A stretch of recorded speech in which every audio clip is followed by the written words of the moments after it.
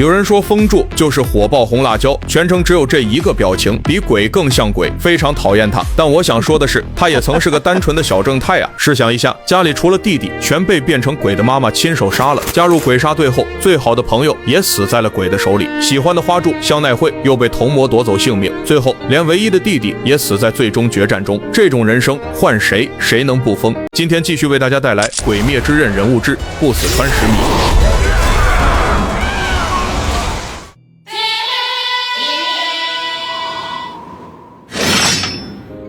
石迷的家是个典型的大家庭，他是老大，下面跟着6个弟妹，家里条件不好，能养活全家人，全靠母亲一个人撑着。母亲个子小小，却是整个家的顶梁柱，白天打工，晚上干活，几乎不睡觉。她的手常年开裂，掌心全是老茧，却从没抱怨过。父亲呢，完全是反面教材，懒混，脾气暴，还动手。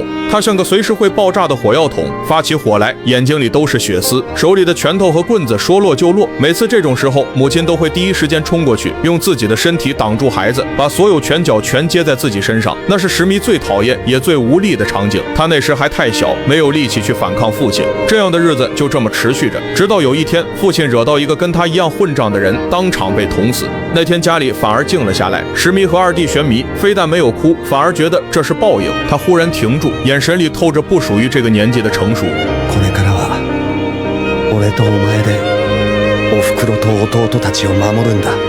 这句话不只是安慰，更像是一种誓言。从那一刻起，他认定自己是家里唯一的保护者。父亲死后，家里短暂地迎来了一段平静的日子，没有酒味，没有怒吼，夜晚能听到的只有弟妹们的呼吸声。这种平静，石迷甚至以为会一直延续下去。可在有鬼存在的世界，平静永远是奢侈品。那天夜里，母亲像往常一样出门，但迟迟没回来。天色快亮了，依然不见人影。石迷心里隐隐发紧，没让弟妹跟着，自己一个人出门去找人。然而就在他寻找的同时，家门口也出现了一道人影。孩子们以为是妈妈回来的，跑过去开门。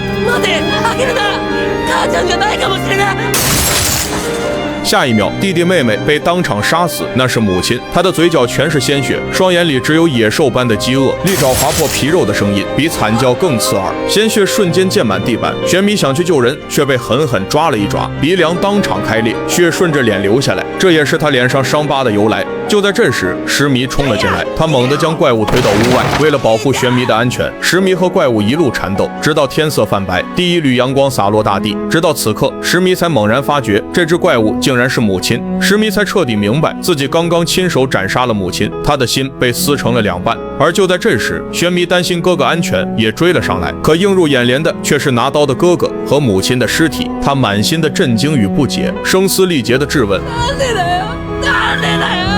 なぜ母ちゃんを殺したんだよ！人殺し！人殺し！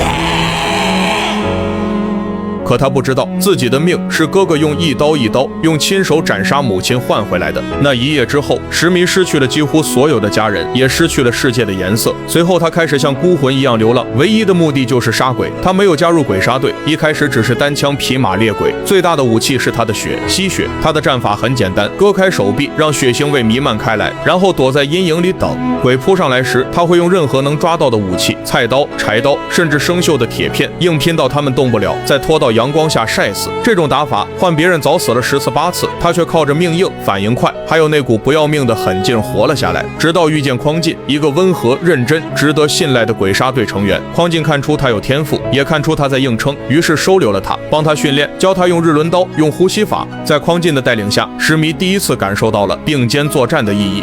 可鬼杀队从来不缺牺牲。一次任务，他们遇上了下弦之一孤火鸟，战斗极其凶险，刀光在黑夜里像闪电一样交错，每一次碰撞都带着致命的杀意。他们拼尽全力，最终杀掉了那只鬼，但匡进也倒在了血泊之中。石迷跪在战场上，手里还握着沾血的刀，眼前是战友已经失去光的眼睛。那一刻，他又一次成了唯一的幸存者，也是从那一刻起，他成了风柱。晋升为风柱后，石迷第一次见到产屋夫耀哉，那是一个面色病弱、笑容温柔的男人，仿佛全身没有一丝威胁感。可石迷不买账，当面冷笑说产屋夫只会把队员当送死的工具。花柱蝴蝶香奈惠当场反驳说，主公会记得每一名在他任内牺牲的队员名字，这让石迷心头一震，就连他自己也记不住所有和他并肩作战最终战死的人。直到产屋夫提起匡进，从怀里取出一封遗书，那是匡进留给石迷的，短短几句话，希望你平安快乐。这一刻，石迷沉默了。这句话和他想对玄弥说的一模一样。石迷第一次见到炭治郎是在祝贺会议上，他手上提着装有祢豆子的木箱，像举战利品一样当众晃动，嘴角勾着嘲讽的笑，二话不说拔出刀对着木箱狠狠刺去，鲜血洒落。炭治郎看到妹妹被伤害，疯了一般向石迷冲去，一个头锤猛地撞上了石迷。石迷气急，正当想教训一下炭治郎时，主公来了，向所有人表达自己的看法，也希望大家接纳相信炭治郎和祢豆子，并且提到这是前任水柱林龙左近次和现任水柱富冈义勇共同担保的结果。可石迷依旧不能相信一个鬼会不伤害人，于是他割伤手臂，用吸血引诱祢豆子，但最终祢豆子还是抵住诱惑。通过测试，石迷的刀才缓缓收回，但眼神依旧锋利，仿佛在说这事没完。场面这才慢慢平息，灶门兄妹引起的风波暂时告一段落。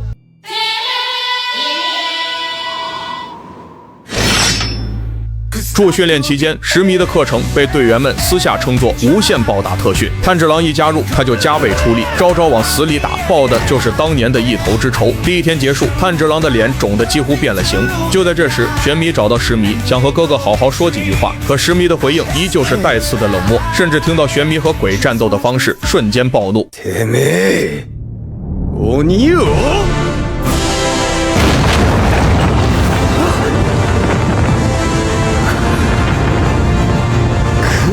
だと？之后的时间里，他跟炭治郎几乎没有什么交集，直到无限城之战打响，那是一个像噩梦一样的战场，地面不断变化，空间像被撕裂一样扭曲。石迷因为没能保护主公，让产物夫在无惨面前引爆自爆陷阱，与妻儿一同殉职，非常愤怒，发誓要将这些恶鬼一个不留全杀光。但当上弦之一黑死谋站在他面前时，那股气息像压在胸口的巨石，每一次呼吸都带着无形的刀锋。月之呼吸的招式像暴雨般倾泻，每一轮刀光都像新月交错旋转，封死了所有退路。石迷不应接，脚下猛地一蹬，整个人化作风影，借着刀势的空隙切入，刀锋擦过黑死谋的脸颊，只留下一道浅痕，反击快的几乎看不见，刀柄震得他虎口发麻。一记月之呼吸，舞之行，长夜孤月无间，直接划开了他的腹部，血涌出来。他咬牙用手按住伤口，吸血的味道让黑死谋微微一顿。就是这一瞬，他反手斩出，刀光直逼对方颈部，却被轻松躲开。黑死谋踩住他的刀，抬刀欲斩首，千钧一发之际，他抬起玄弥的枪挡住刀锋，并扣下扳机。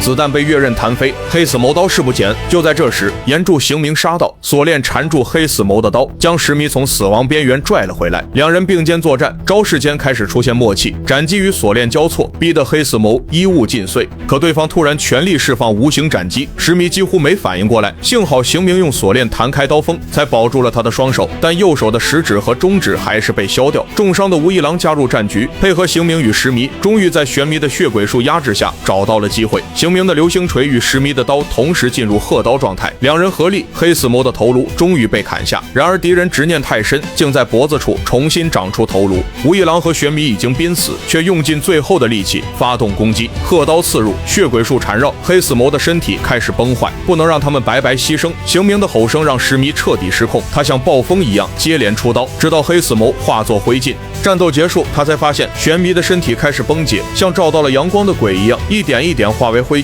别走，拜托神啊，别带走他！不信神的男人第一次祈祷。玄弥留下最后一句：“哥哥，你是世界上最温柔的人。”然后彻底消失在风里。无惨的最终决战，整个战场像被巨兽吞下的胃壁，触手、獠牙、血肉疯狂翻涌。石迷第一个冲上去，风之呼吸全力展开，刀光从背后斩向无惨的脊椎，却被肉身硬挡下来。触手像暴风雨一样扫来，他一次次用吸血扰乱无惨，为岩柱、水柱、蛇柱创造出短暂的破绽。第一次效果显著，第二次无惨已经学会适应，反而用带血的碎肉反击。战场节奏越来越快，每一次刀锋都在跟死亡赛跑。一次巨大的冲击波掀飞所有人，他在空中翻滚，落地时喉头涌出腥甜的味道，喷出一口血。他单膝跪地喘息，却没有退。看到同伴们重新压上去，他再次冲锋，刀势如暴风，逼得无惨后退半步，抓住机会与岩柱合力斩下对方一条手臂，鲜血喷得半个战场都是红的。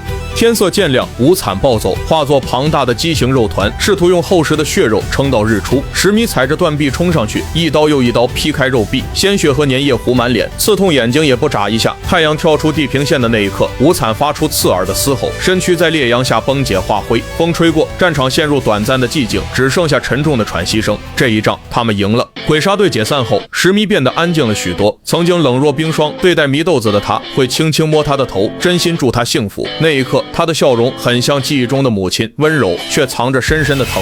多年后，鬼杀队成为传说，他的转世成了警察，玄弥的转世是他的搭档，并且还是兄弟。风微微吹过，他们依旧并肩而行。如果用一个字来形容不死川石迷的一生，那就是守。他从小就守着弟妹，在父亲的拳头下替他们挡伤。在母亲化鬼的那个夜晚，他守住了玄弥的命，却失去了整个家。他孤身猎鬼，不是为了荣誉，只是为了守住更多人的平安。在战场上，他用自己的血去引诱，去拼杀，不管对手是黑死谋还是无惨，只要他还站着，就不会让敌人踏过去一步。守也意味着失去，他守不住所有的弟妹，守不住唯一的战友，甚至最后也没能守住玄弥。可即便一次次被命运夺走，他依旧握着刀，顶着风，站在所有人前面。石迷就像风，风不能选择去向，但他能选择吹过谁的身旁。温柔的时候，他抚过同伴的脸庞；狂烈的时候，他能卷走一切威胁。他这一生没有活成别人期待的样子，却活成了自己最倔强的模样，一个拼到最后一刻也要守住自己在乎之人的男人。所以当你再看到那个总是皱着眉、说话带刺的风柱，不要只记得他的冷漠和暴躁，也请记得那是一个背着所有风雨走到最后的人。